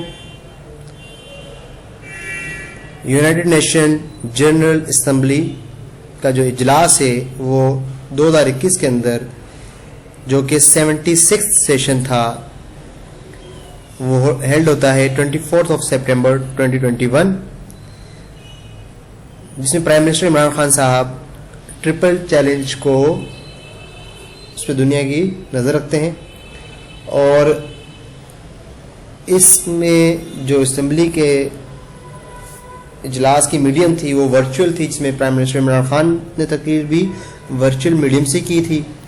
और जो एजेंडा था वो 3 नुकाती एजेंडा था, जिसमें कोविड-19 क्राइसिस थे और अफगान सोल्यूशन, और इन्हीं पॉइंट्स के ऊपर स्ट्रेस देना था, Covid pandemic, economic and climate emergency, ठीक है। और 4th था अफगान ह्यूमैनिटेरियन क्राइसिस, उसका सोल्यूशन।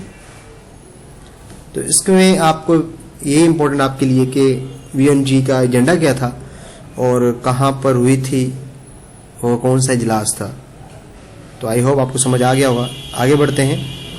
ब्रिक्स। ब्रिक्स जो है इसके जो मेंबर हैं BRICS 5 मेंबर हैं। ब्राज़ील, रशिया, इंडिया, चाइना और साउथ अफ्रीका। ठीक है। ब्रिक्स एक बैंक का नाम है जिसके अंदर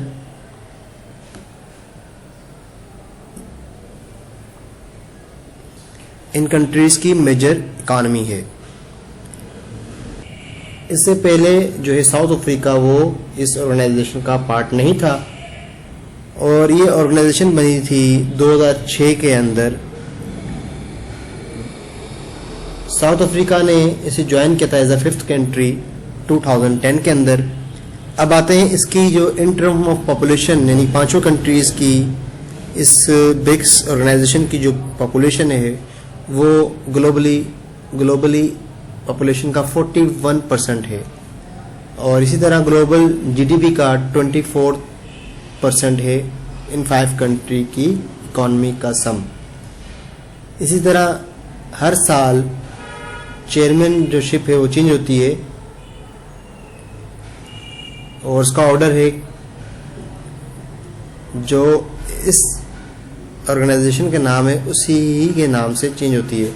जिस तरह इस बार जो इसकी यानी कि 2021 के अंदर जो इसकी मेंबरशिप थी या जो चेयरमैनशिप थी वो इंडिया के पास थी, तो अब 2022 के अंदर वो किसके पास होगी? आई की बात क्या है? सी, चाइना के पास होगी।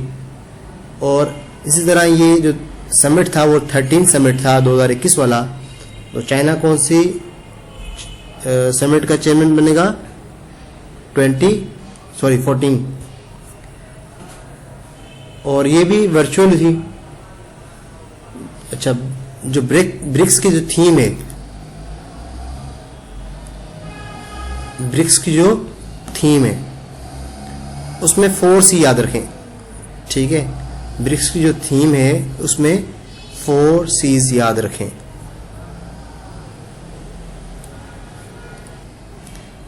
Corporation for continuity, consolidation and consensus.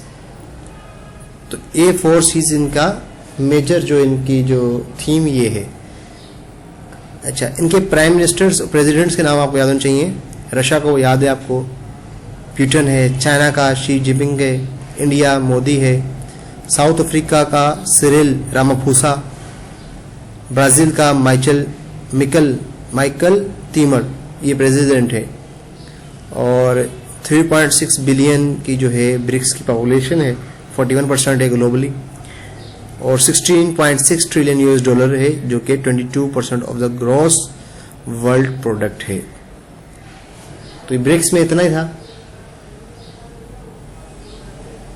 अच्छा, इसमें एक चीज़ और आपको मैं अपडेट करा दूं, जो ब्राज़ील के जो माइकल थे वो अब जो है माइकल रिटायर हो चुके हैं, मतलब नहीं है प्रेसिडेंट।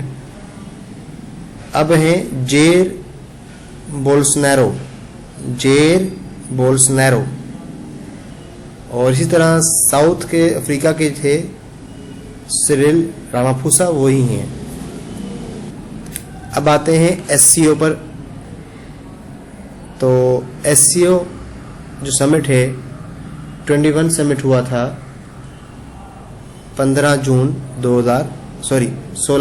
सितंबर से 17 सितंबर को।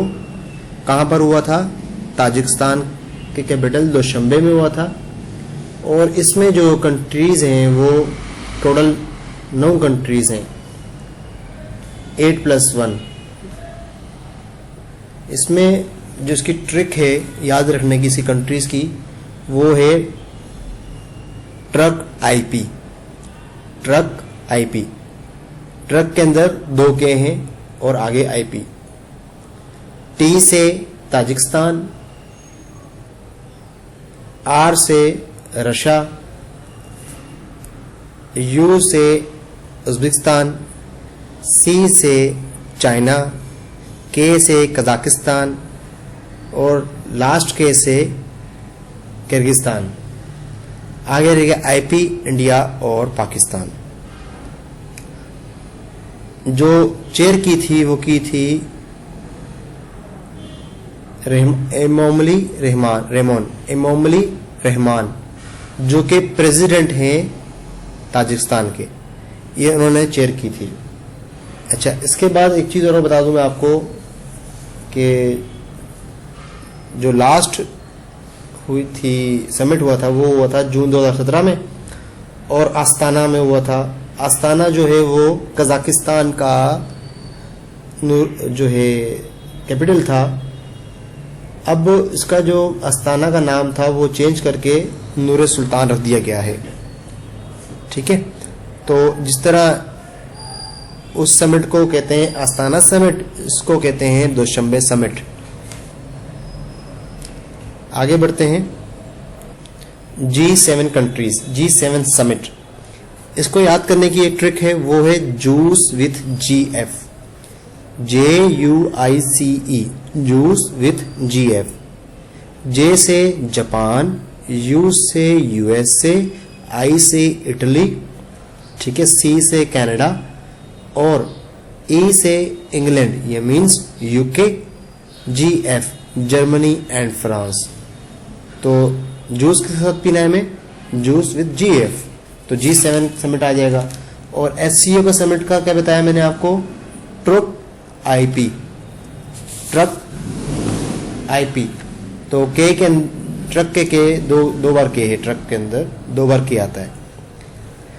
अच्छा, इसका जो समिट था वो हुआ था 11 जून से लेकर 13 जून को, और हुआ कहाँ था, यूके के अंदर। और चेयर किसने किया, इसको किया था, चेयर किया था बोरिसन ने। ठीक है,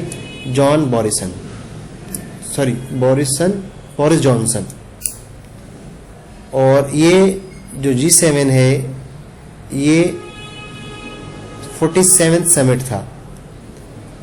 अच्छा, इसका जो वेन्यू था वो कैरेबिस बे, जिस तरह कराची में हॉक्स बे है ना, वो नहीं लिख देना, कैरेबिस बे। तो कैरेबिस बे इसका वेन्यू था जहां पर ये सेशन हुआ। अब MCQs के वाले से और करंट अफेयर के आपकी नॉलेज के वाले से कि आपको पता होना चाहिए कि कौन सा सेशन था, कब हुआ, कौन होस्ट था और वेन्यू क्या था। अब इनके प्राइम मिनिस्टर का नाम भी पढ़ लेते हैं हम। तो जापान का प्रेसिडेंट है वो है सूजी, ये शुदी, सही है, सूजी नहीं है, शुदी। उसके बाद है इंडिया के प्राइम मिनिस्टर है, सॉरी इटली के जो प्राइम मिनिस्टर हैं वो है मारियो डरगई। तो इसको याद रखा है, मारिया डरगई। ठीक है, मारिया डरगई। इटली में मारिया डरगई, जापान में सूजी है। अच्छा, जब ये समिट हुआ था तो जर्मनी की चांसलर थी एंजेला मार्कल, जो कि अब चेंज हो चुकी है और अब उनकी जगह पर है ओलफ शक्लूज, जो कि 7 दिसंबर को आए हैं। इसको याद रखने का तरीका क्या है कि जो मार्शल है, चांसलर जो है जर्मनी के एंजेला मार्शल चले गई हैं और अब वहाँ पर जो है ओलिव स्कूल आ गया है, ओलिव ऑयल स्कूल आ गया है। ठीक है, सूजी जो है वो जापानीज थे। अच्छा, एक और चीज़ इसमें ऐड कर लीजिएगा कि जापानीज प्राइम मिनिस्टर भी चेंज हो गए, सूजी चले गई हैं, सूजी चला गया है, अब आ गया है फीमियो कशीदा, शिदा आ गया, शिदा। तो शिदा जापान के अंदर है भी। अच्छा, G7 समिट के अंदर जब प्राइम मिनिस्टर जो थे वो भी याद होने चाहिए और जो न्यू है वो भी पता होना चाहिए आपको। ठीक है, फ्रांस के जो प्रेसिडेंट हैं वो हैं मैक्रोन और कनाडा के हैं जस्टिन ट्रूडो। अब इनका जो एजेंडा था वो था पेंडेमिक। ठीक है, ये मिले थे पेंडेमिक के लिए, कोविड-19 के लिए, लेकिन इन्होंने वहां बात स्टार्ट कर दी B3W पे और B3W स्टेब्लिश हो गई, जो कि मैं अभी आपको अगले लेक्चर में या फिर इसके बाद आपसे शेयर कर दूंगा। तो ये था G7 समिट। आई होप ये आपको समझ आ गया होगा। अगर कुछ इसमें कुछ चीज़ मैं मिस कर गया हूँ तो मुझे आप लाजमी बताइएगा, तो मैं ऐड कर लूँगा। सार्क, सार्क जो है इसको याद करने के लिए south Asian association of regional corporation, तो इसका जो कीवर्ड बनाया है वो है MBBS पेन। मैंने नहीं बनाया, ऑलरेडी अवेलेबल था, वहाँ से मैंने ऑप्ट किया। तो MBBS पेन, MBBS पेन यानी कि MBBS करने में पेन होता है, कहाँ होता है? सार्क में होता है। अच्छा जी, कैसे? M से मालदीव, B से बांग्लादेश, B से भूटान, S से श्रीलंका, P से पाकिस्तान, A से अफगानिस्तान, I से इंडिया और N से नेपाल। इसकी फॉर्मुलेशन हुई थी 1985 के अंदर, और इसका जो हेडक्वार्टर है वो काठमांडू के अंदर, नेपाल के अंदर। 3% ऑफ द वर्ल्ड एरिया इस ऑर्गेनाइजेशन में जो कंट्रीज हैं, 1 2 3 4 5 6 7 8 कंट्रीज हैं। 1 2 3 4 5 6 7 8 कंट्रीज हैं, जिसका टोटल एरिया बनता है 3% ऑफ वर्ल्ड एरिया, और जो पॉपुलेशन बनती है वो बनती है 21% of 21% of the world population.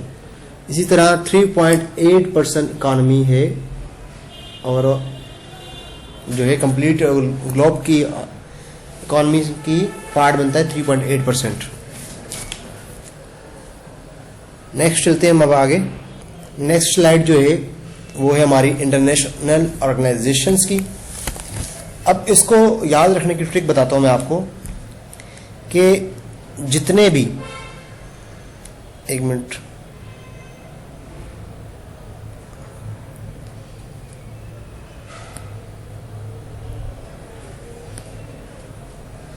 जितने भी W से स्टार्ट हो रहे हैं और O पे ख़त्म होते हैं, जितने भी ऑर्गेनाइजेशन के नाम W से स्टार्ट हो रहे हैं और O पे ख़त्म होते हैं वो जिनेवा में है। जैसे कि world health organisation Geneva, world meteorological organisation Geneva, world intellectual property जो कि मैं बताया था आपको विपो, वो भी जिनेवा। फिर उसके बाद international community of red cross, इसको फिलहाल छोड़ दें। World trade organisation Geneva. तो W और O वाली ऑर्गेनाइजेशन थी, कितनी थी? 1 2 3 4 ऑर्गेनाइजेशन थी। अब जो 2 ऑर्गेनाइजेशन है वो ये वाली हैं जो कि WHO से स्टार्ट नहीं होती। इसकी आपको मैं बाद में ट्रिक बताता हूँ। पहले हमने क्या किया कि जितनी भी ऑर्गेनाइजेशन का नाम W से स्टार्ट हो रहे हैं और S पे ख़त्म हो रहे हैं वो जिनेवा में है। ठीक है, इसके साथ अब याद रखना है आपने, और जो रेड क्रॉस है, जो मैंने अभी रेड क्रॉस बनाया हुआ भी है, वो भी जिनेवा के अंदर है। डन। और जो मजदूरों की ऑर्गेनाइजेशन वो भी जिनेवा के अंदर है। तो स्विट्जरलैंड का शहर जो जिनेवा है उसके अंदर है। लास्ट एक और ऑर्गेनाइजेशन है, international organisation of standardisation, IOS, ILO, रेड क्रॉस, IOS, ILO और रेड क्रॉस, ये भी जिनेवा के अंदर हैं। तो पहले हमने याद कर लिया कि जितने भी ऑर्गेनाइजेशन के नाम W से स्टार्ट होते हैं, O पे एंड होते हैं, वो जिनेवा के अंदर हैं। रेड क्रॉस जो है वो भी जिनेवा के अंदर है, IOS भी जिनेवा के अंदर है, और जो लेबर वाली भी है वो भी जिनेवा के अंदर है। आगे बढ़ते हैं। एजुकेशन और इकॉनमी जो है वो पेरिस में फॉल कर रही है। एजुकेशन और इकॉनमी, एजुकेशन और इकॉनमी कहाँ फॉल कर रही है? पेरिस के अंदर। United nation education sufficient and culture organisation, organisation of economic corporation and development, याद रहेगा। ठीक है, अच्छा, उसके बाद साला पैसा जहां पर भी है, ठीक है, साला जो पैसा है जहां पर भी है उसको जो कंट्रोल कर रहा है वो कौन कर रहा है? वाशिंगटन कर रहा है। वो इस स्लाइड में मेरे ख्याल से नहीं है, नेक्स्ट स्लाइड में है। ठीक है, ये देखिए,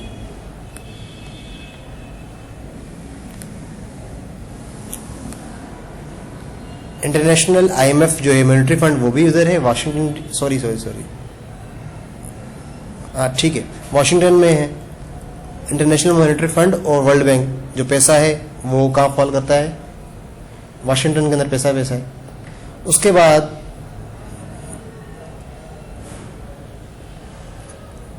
जो PIA है, क्या है, जो PIA वो वियना के अंदर है।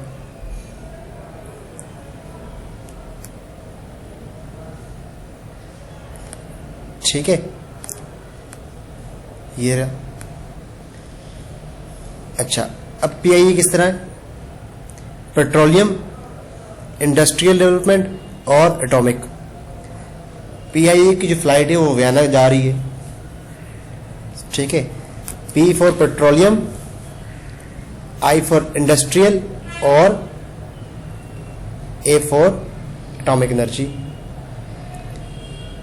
अच्छा, उसके बाद ऊपर बढ़ते हैं तो यूनाइटेड नेशन ऑर्गेनाइजेशन जो यूएनओ का अपना ऑफिस है, बाकी तो सब यूएन के पार्ट हैं, जो यूएन का अपना ऑफिस है वो न्यूयॉर्क के अंदर है।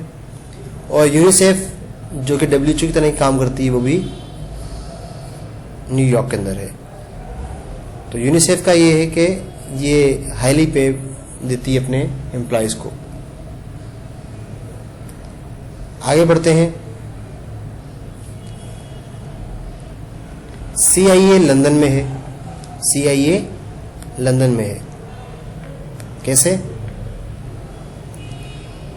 Commonwealth of Nations, amnesty international और इंटरनेशनल मैरीटाइम ऑर्गेनाइजेशन, ये लंदन में है, तो CIA लंदन में हो गई।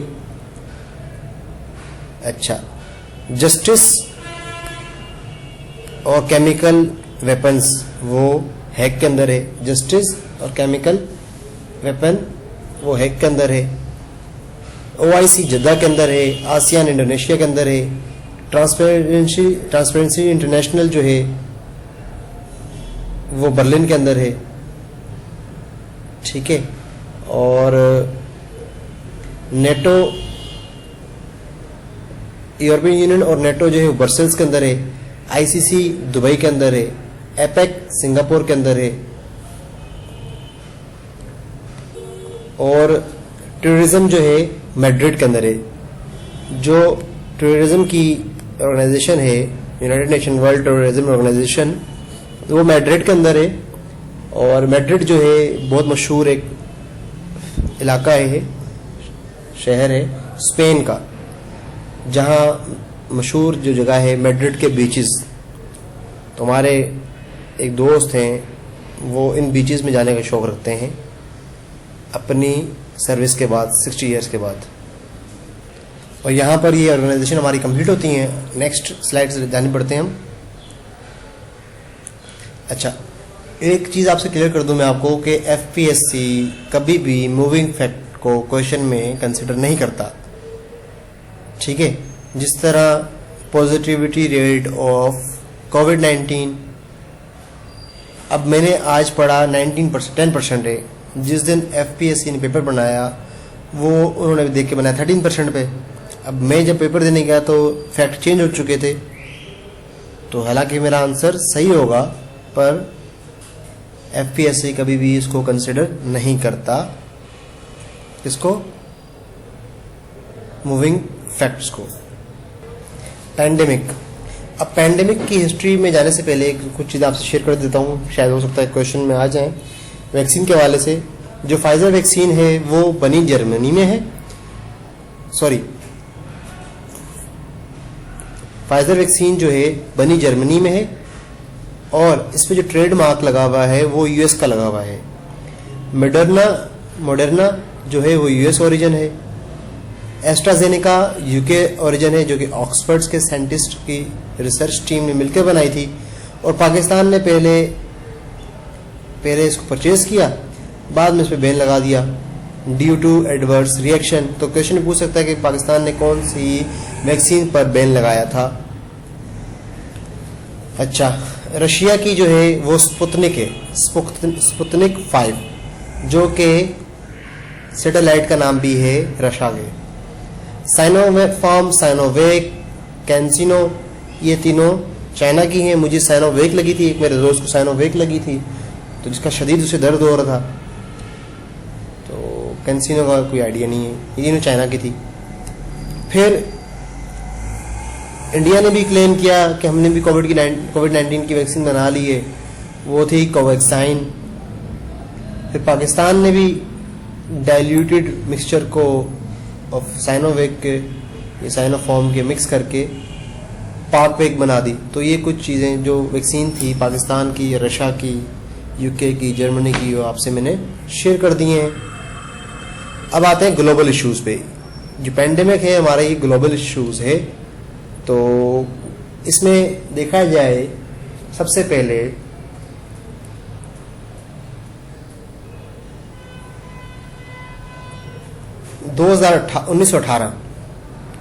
1918 के अंदर स्पेनिश फ्लू सबसे डेडली जो है ना बीमारी थी या पेंडेमिक था कोविड से पहले, जिसमें तकरीबन 50 मिलियन डेथ हुई हैं। ठीक है। और अब ये भी देखा गया है कि हर सेंचुरी के सेकंड डेकेड के अंदर जो है कोई ना कोई बड़ा पेंडेमिक ज़रूर आता है दुनिया के अंदर। फ्रॉम 17th सेंचुरी से देखा जा रहा है। फिर 20th सेंचुरी का पेंडेमिक, 21st सेंचुरी का जो पेंडेमिक है वो है कोविड-19, जिसके अंदर अब तक की जो डेथ हैं वो 5 मिलियन डेथ हो गई हैं।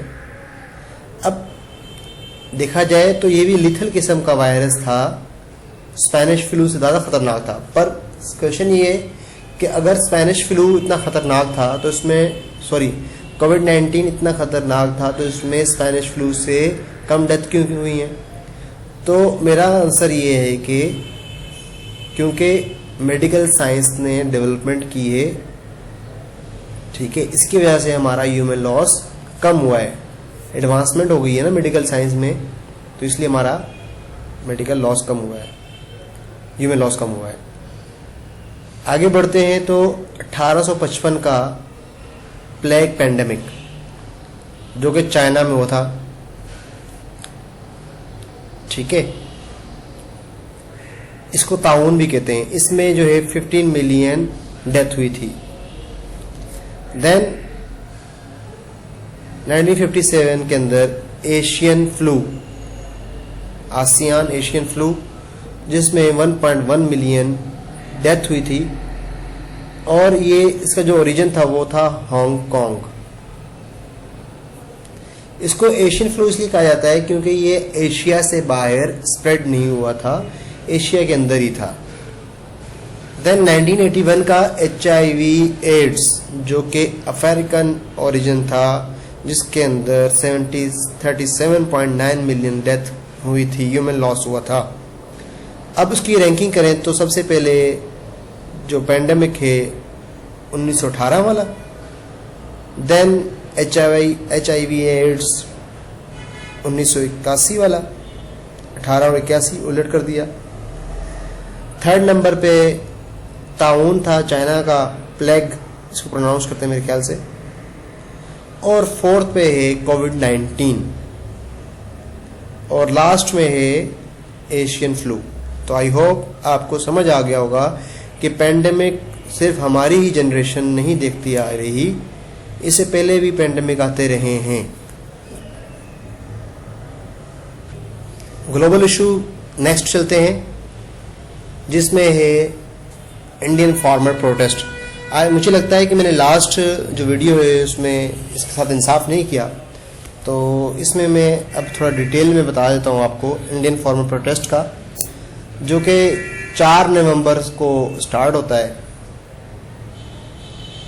तो उसकी रीज़न क्या थी कि मोदी की गवर्नमेंट ने 3 बिल दिए थे, ठीक है, और इस 3 बिलों के खिलाफ जो कि बिल जो थे वो थे लैंड रिफॉर्म्स के लिए, और इसके लिए लोग 25 करोड़ लोगों ने पूरे कंट्री को, ख़ुसूसन दिल्ली को ब्लॉक कर दिया था।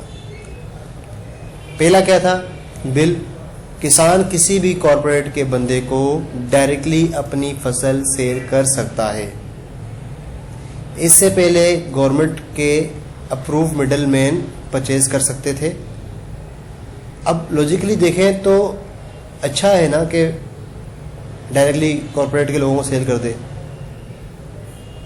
तो किसानों का ख्याल ये है कि जो 2-3 माफिया हैं, ठीक है, जो 2-3 माफियाज हैं या 4-5 टैकन होंगे, बिजनेस टैकन, वो इनसे सब सेल ले लेंगे, दबाव देंगे, प्रेशर करेंगे, क्योंकि गवर्नमेंट का चिकन बैलेंस तो है नहीं, और जितनी भी प्रोडक्शन है वो इनसे ले लेंगे और कॉस्ट भी पूरी नहीं कर पाएंगे लोग। और मैक्सिमम मिनिमम प्राइस रूल का कोई जब है ही नहीं, कोई चक्कर ही नहीं है, मिनिमम प्राइस रूल एलिमिनेट कर दिया है, तो इससे लोगों का इस्तेहसाल होगा। सेकंड आते हैं तो प्राइसिंग में जो है अलाउ कर दिया गया कि कॉरपोरेशन से लॉन्ग टर्म एग्रीमेंट कर सकते हैं, ठीक है, मतलब कॉरपोरेशन अपनी मर्जी के भी एग्रीमेंट कराएगी, क्योंकि उसके पास तो अब गवर्नमेंट की कोई चेक एंड बैलेंस ही नहीं है, प्राइस ही लिस्ट ही नहीं है, तो अपनी मर्जी से कॉरपोरेशन दबाव में डाल के लॉन्ग टर्म उनसे मुआहदे कर लेगी और किसान उसमें फंस जाएंगे। देन थर्ड लॉ है, थर्ड जो बिल था उसमें था कि आलू और प्याज को अब आप स्टोर कर सकते हो। तो किसान कह रहे थे कि इसमें सेफ्टी नेट प्राइस ख़त्म हो जाएगा, क्योंकि जो इसमें माफिया है वो होल्डिंग कर लेगी और इसकी प्राइस बढ़ा देगी। 12 जून 2021 को जो है ये बिल, तीनों बिल सस्पेंड कर दिए जाते हैं। 4 नवंबर 2020 से 25 नवंबर तक प्रोटेस्ट चलता रहता है, और जिसके अंदर कनाडा और यूके भी कूद पड़ा था। तो कनाडा ने कहा था, ओपनली कहा था कि ये ह्यूमन राइट की वायलेशन कर रहा है इंडिया। तो आई होप ये अब आपको डिटेल में समझ आ गया होगा। इसके बाद जो ग्लोबल इशू था वो एक और था, ब्रेक्जिट, जो कि मैंने लास्ट वीडियो में ब्रेक्जिट आपको बता दिया है। नेक्स्ट इशू पे चलते हैं, जो कि मिलिट्री कूप है म्यांमार के अंदर, जो मार्शल लॉ इम्पोज कर दिया गया म्यांमार के अंदर, वो इम्पोज किया गया 1 फरवरी 2021 को। और किसकी गवर्नमेंट के खिलाफ किया गया? आंग सान सुई, ठीक है, इन मोहतरमा का नाम है आंग सान सू की, ठीक है। और किन्होंने किया? इनका ताल्लुक जो था वो था NLD पार्टी की तरफ से। अब पेपर में आपसे पूछ सकता है कि आंग सान सुई किस पार्टी से थी, या फिर मिलिट्री कूप कहाँ पर हुआ था। म्यांमार का मतलब जो मार्शल लॉ था, चीफ मार्शल लॉ एडमिनिस्ट्रेटर, उनका नाम क्या था? तो उनका नाम था मिन ऑन्ग हॉलिंग। मिनिमम का मिन ऑन्ग हॉलिंग, ठीक है। और उसके बाद जो है जब मार्शल लॉ लग गया तो जो चीफ मार्शल लॉ एडमिनिस्ट्रेटर था उन्होंने कहा था कि हम 90 डेज में इलेक्शन कराएंगे, ठीक है। अब हर 89 डेज के बाद जो है ना वो 90 की गिनती वापस स्टार्ट हो जाती है, तो अब तक इलेक्शन नहीं हुए। अच्छा, इसके पीछे भी जो है मेन चीज़ जो धांधली है, मुझे क्यों निकाला, तो NLD को 2020 के अंदर 396 सीटें मिली थी 476 में से, ठीक है। 396 सीट ऑब्टेन की थी आउट ऑफ 476। और जो मिन ऑन्ग हालिंग है वो बैक कर रहा है, सपोर्ट कर रहा है USDP पार्टी को। इसमें इसके अलावा और कुछ नहीं आ सकता, बस इतना ही आएगा। आगे बढ़ते हैं नेक्स्ट इशू की जानिब, पंडोरा बॉक्स। अब पिंडोरा बॉक्स जो है वो पब्लिश करता है ICIJ, ठीक है, जिन्होंने पनामा पेपर्स 2021 में भी पब्लिश हुए थे, जिसमें इलीगली कंपनीज पर जो है ना इन्वेस्टमेंट के एलिगेशन थे कि उन्होंने ब्लैक मनी की जो है ना ब्लैक मनी को इन्वेस्ट किया हुआ है, जो कि रिपोर्ट दी थी 3 अक्टूबर 2021 को।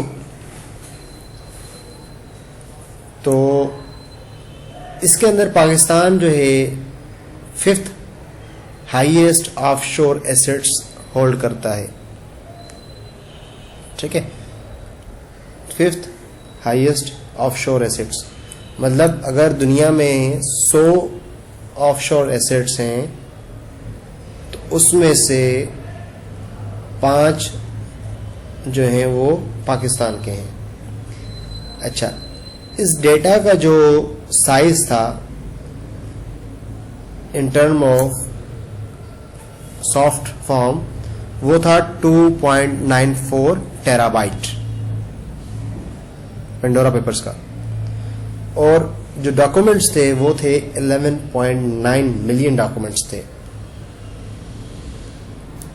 अच्छा, डेटाबेस जो है वो 14 फर्म्स का, ऑफशोर फर्म्स का लीक हुआ था, ठीक है, और 11.9 मिलियन डॉक्यूमेंट्स को एनालाइज करने के बाद 92 कंट्रीज जो है वो मिले इसमें पेंडोरा बॉक्स पेपर में। पाकिस्तान में जो लोगों की तादाद थे पेंडोरा बॉक्स की लिस्ट में जो शामिल थे वो थे 356 शरीफ लोग। उन शरीफ लोगों का नाम लेना कबीरा गुनाह है, ठीक है। अच्छा, ICIJ की फुल फॉर्म है international consortium of investigative journalist. इसकी हिस्ट्री ये है कि ICIJ ने फर्स्ट रिपोर्ट ऑफशोर लीक के नाम से 2013 में पब्लिश की, फिर 16 में पनामा पेपर्स आ गए, देन 17 में पैराडाइज पेपर दिए, और 2021 के अंदर पेंडोरा बॉक्स दिए, पेंडोरा पेपर्स दे दिए। आगे बढ़ते हैं।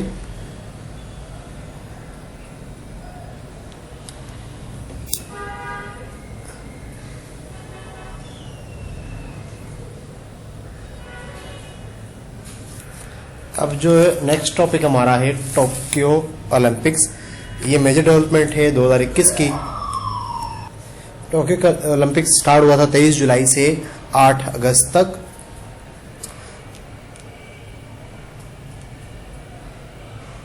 जिसके अंदर जो कि 33 एडिशन था टोक्यो ओलंपिक्स, और इसका फर्स्ट एडिशन स्टार्ट हुआ था 1896 के अंदर, जिसे एथेंस कहते हैं। 11,500 टोटल एथलीट्स थे जिन्होंने ज्वाइन किया, जिसमें से 49% जो है वो वुमेन थी, और 79,000 इसमें टोटल स्टाफ, ओवरसीज जर्नलिस्ट और स्पोर्ट ऑफिशियल्स जो थे वो शामिल थे। जिस मुल्क का हाईएस्ट नंबर है एथलीट जिसके थे